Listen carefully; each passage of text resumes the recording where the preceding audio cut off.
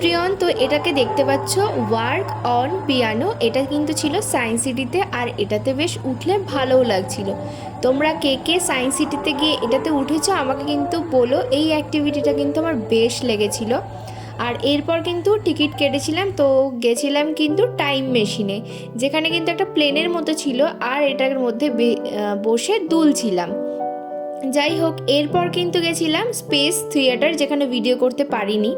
তারপর কিন্তু একটু বিকাল হয়ে গেছিলো, তো এরকম সুন্দর ঝর্ণার সাথে কিন্তু সুন্দর মিউজিক বাজছিল, সাথে গান হচ্ছিল, আর এখানে কিন্তু বসে সুন্দর ফিলিংসটা এনজয় করেছি। তো বাড়ি আসার সময় কয়েকটা রিলস বানিয়েছিলাম, সেটাই তোমাদের সাথে শেয়ার করলাম। আর এরপর কিন্তু শিয়ালদা থেকে বাড়ি ফিরছি।